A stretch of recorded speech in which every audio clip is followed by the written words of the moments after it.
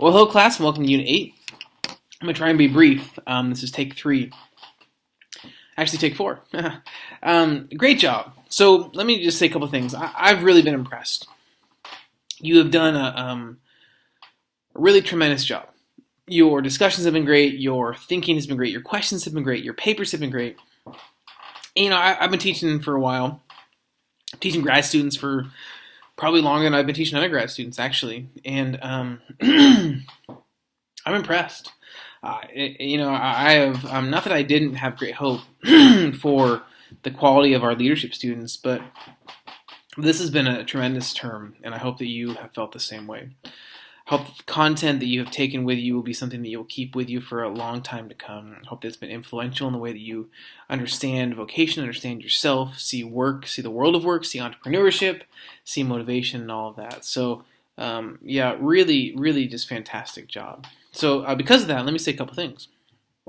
And I don't know that I would be saying this if you hadn't done such a great job and hadn't been so committed and faithful to really getting your work done, both in a timely fashion, but also in a very thorough and thoughtful fashion. So, as you know, your final 2 assignments were originally due this week, because this is our last week of the term. But I'm giving you until Wednesday at midnight of next week to get everything in, okay? So I had a question about that, and as far as the dates change and all that. So when you get into your assignment section, you will see when your assignments are due, okay? You will not see when they're accepted by, okay, or until. Just know, let me reassure you, that I double-checked, in fact, I triple-checked today, and you can have a great assurance that your assignments will be accepted until midnight of next Wednesday. Okay, so technically it's the 9th of March, Thursday morning at 12 a.m. Because I can't do 11:59 and 59 seconds. So you have until midnight, okay, 12 a.m. on that Thursday morning. Just remember that you don't get that confused and think that it's 12 p.m.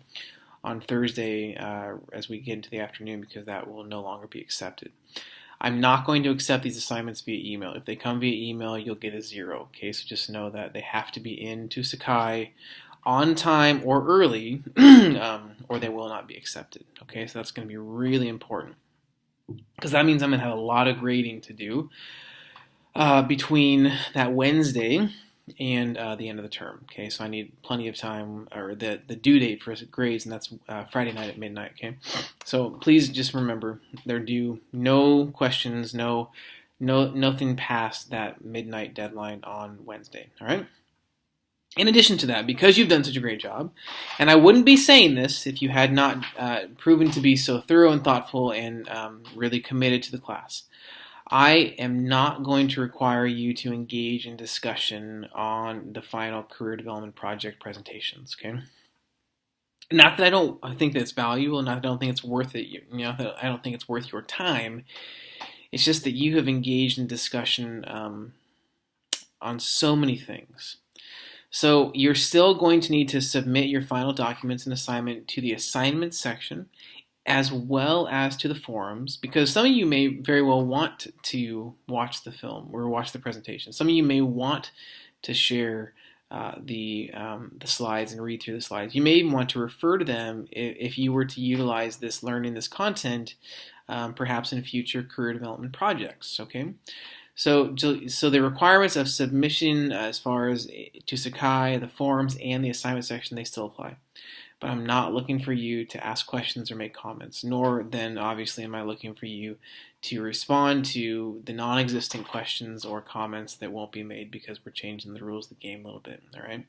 So hopefully that will take some pressure off, and you can feel a little bit of more sigh of relief, and you can actually have some time off between this term and the start of the next term, okay?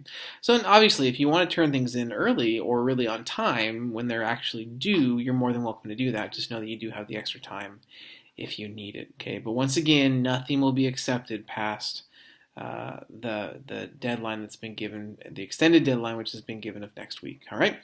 So, and you won't be able to see when they're due, but just know they are, all right? or they're accepted by, I should say.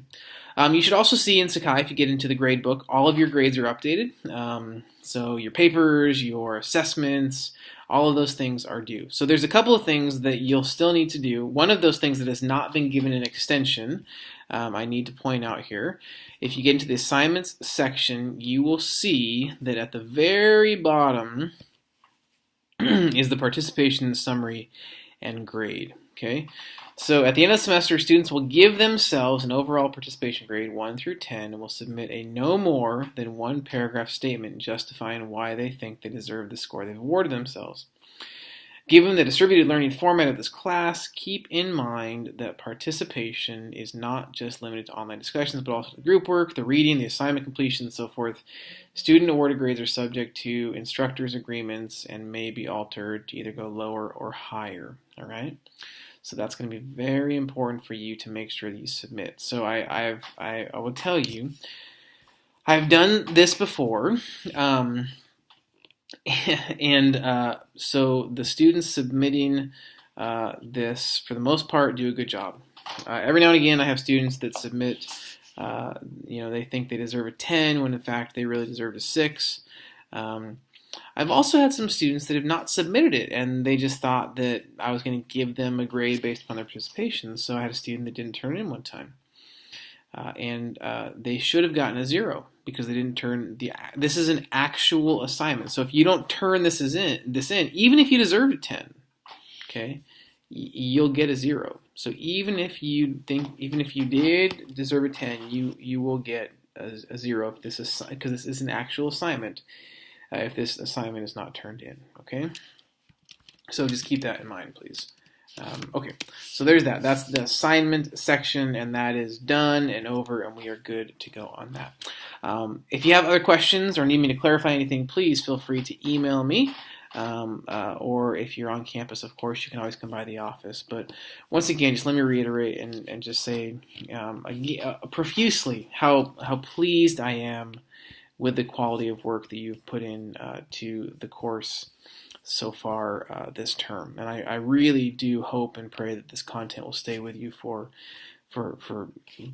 days, weeks, months, years to come, and it will influence so much of how you view work. I really do. I think it will if you allow it to. All right. So let's look at this. A couple questions that I want to deal with. How do you give guidance to someone who is convinced that their heart is pointing them to a calling, in quotations, even though everything else is pointing in a different direction? That's a great question. I think I mentioned I had a conversation with a former student, and they said, I would like to talk with you about my pursuit, the pursuit of my calling to fill in the blank. And immediately I got this email and I had all of these thoughts in my mind. How do they know this is their calling? Have they ever done this thing that they feel that their calling is? And so we had some conversations, and we sat down. I said, have you ever done this before? And they said, no. I said, how do you know it's your calling? Well, I think that I would like it. Okay, that's a big, big, big difference than this is my calling. And even I think I've mentioned this before. I think we need to change the language a little bit.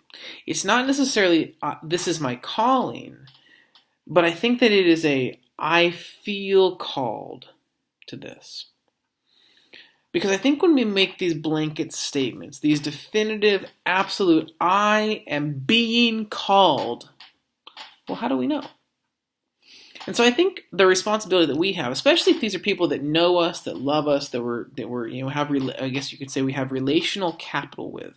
Okay, these are folks that we need to be willing to spend time going the long haul, right? We need to have the long view and ask questions, and sometimes ask hard questions. And I would say even this, asking unpopular questions. So some of the questions that I asked: how do you know this is your calling? I mean, just start. Be frank. Ask that question. How do you know this is your calling? Well, I just like it. Okay. So Os Guinness wrote a brilliant book. If you know who Os Guinness is, he's a social critic. He's a world-renowned theologian, prolific author. Just an amazing, amazing man. And he wrote a book called Fool's Talk. Okay, so subtitled Redeeming or Recovering, I should say, Recovering the Lost Art of Christian Persuasion. And really, his expertise, I would say, Os Guinness is kind of like a modern day C.S. Lewis. He doesn't write in the same necessarily allegory or in the works of fiction, but at the same time, from an apologetic or an apologist standpoint, he's very similar to C.S. Lewis, and he would even say he's been very influenced by C.S. Lewis. And so he says that one of the best ways to not to win an argument, but to prove somebody is wrong, or to kind of to prove them as maybe being on the wrong trajectory is to catch them with their own words. So that's what I would say. Someone says, my calling is this. Okay. How do you know? I feel called to it. Well, why? How are you feeling called to this? So it's this series of questions. I think that so often we don't necessarily need to give answers, but we need to ask questions. And we need to listen. So it's listening, and it's oftentimes responding to questions with a question. And thinking deeply with them and helping them to see oftentimes the folly. I think that's partially from a relational capital standpoint. What we should be doing is helping our friends and our colleagues to see some folly. And I hope that we would be people that are seeking counsel. We're in prayer. We're wisely considering things going on in our lives. We're searching the scriptures to find out the truth. But I think more importantly, in this whole discussion, I mean, I shouldn't say more importantly, equally as important, is not doing these things by ourselves, right? So if there are people in our lives who are saying, I'm called to this, my hope is there are people that are in our lives that are willing to listen, right? So I think there's another question: how do I respond to somebody who's not willing to listen? They think that they have this great skill set. I've had those conversations all the time, and sometimes you just have to be frank. Sometimes you just have to call it for what it is. And it may not be popular, but at the same time, here's the thing, especially if you're investing money into it. So if you know somebody and let's say they want to be a pastor, and they're a terrible communicator, right? They can't give a speech in front of people for the life of them. They got a D- in their public speaking course during their sophomore year of college, and they've not gotten any better. In fact, maybe they've even gotten worse since then. If they want to be a pastor, I think sometimes you got to say no, especially if they're willing to invest 4 years of their life and upwards of tens of thousands of dollars to go to seminary to prepare for the life and the job of a pastor. So I think that sometimes, I was reading this book, and it's this worldview class that I teach at our church. And one of the things that it talks about is we need to be people that speak out against the world for the sake of the world. And now we're not speaking out against our friends or those people in our lives, but I think we need to speak out against some of their thoughts, some of their the misunderstood realities, or maybe the misdirections that they're taking. So as we speak out against those things, we're actually speaking out against those things for the sake of that person. And sometimes they're just not going to listen, and they're going to have to learn from their own mistakes. And so those are some realities. So that's a hard call. That's a hard reality, but I think it's an important question. I know it's an important question. So great job on that. Okay, so here's another one really quickly. For coaches of collegiate sports teams, I love what this question is asked. What are ways that one can help foster trust and teammate abilities when that trust has been broken and disunity is evident? So I'm going to read between the lines and assume that there is something that's actually going on similar to this. Maybe it has been in the past, or will be in the future, or currently is. And I only have about 45 seconds, but let me say this. I think you start by having honest conversations. You get around in a circle, you talk it out, you hash it out, and you say, okay, so what is going on? No one wants to talk. Something's going on. Who's going to start? And you sit there in silence. And you wait. And you ask hard questions. What's it going to take to reinstill trust?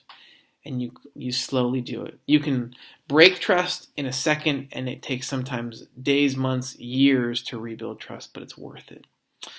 So great question. Talk about it, be honest. Great job. Any questions, email me, call me. I'll see you online.